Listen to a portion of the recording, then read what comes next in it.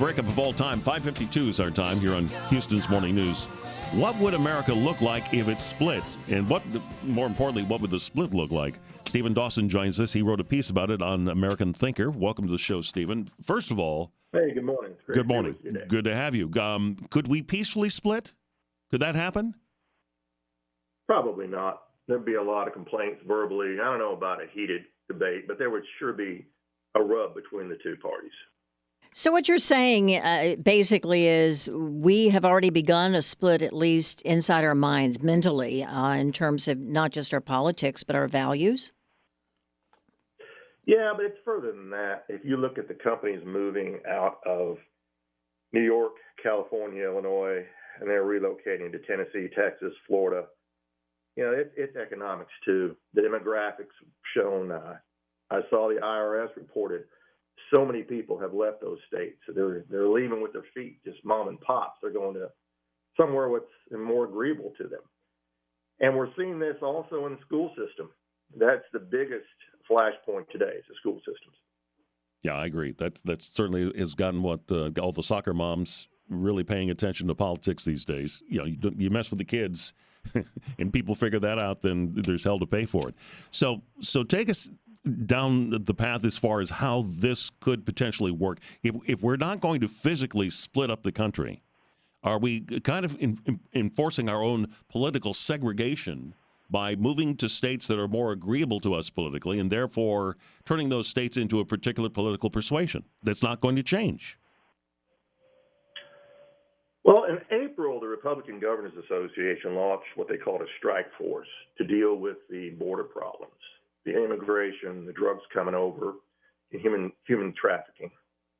That, to me, is the largest visible, tangible example of what you're asking me. No governor is going to do that without widespread state support.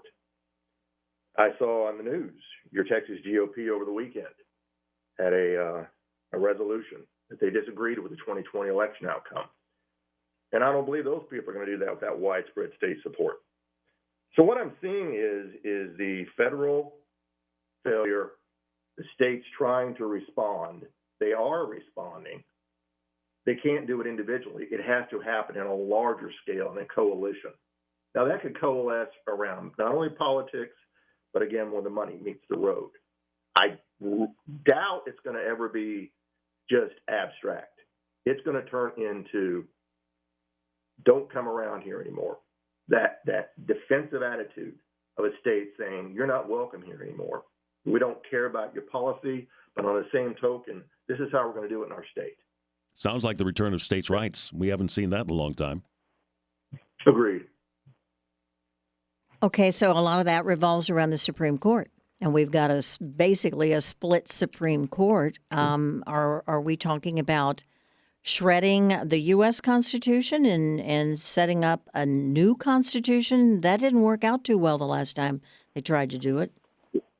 I agree with you. I've looked at that concept for decades, and I don't see that would be what would play out in anything I can see in the future. What I can see is the electorate that believes in the Constitution, embracing the Constitution, going back to what works. That's not a complicated path. It's achievable. It's tangible. What works is not only state rights, but the balance of the branches of government. And that's where the failures occurred.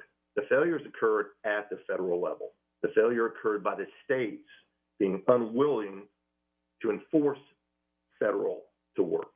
The states have allowed it.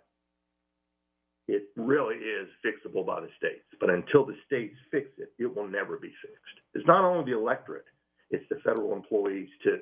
The federal employees that live behind regulations, that testify with statements that don't matter, that don't supply data, the promise to supply something that doesn't come. Yeah. And in the end, no one loses their job. You know, leaders have a funny thing about them. They have an attribute that leads. And leadership is tangible. It's a past tense word. It occurred. Right now, what I'm doing is I'm hoping to lead. But leadership doesn't occur in the future. And that's where we've failed. We believe we're going to achieve something tomorrow. Yeah. And we're not. Got a lot of work to do on this one, Stephen. Thanks for your time. Appreciate it. Stephen Dawson from American Thinker.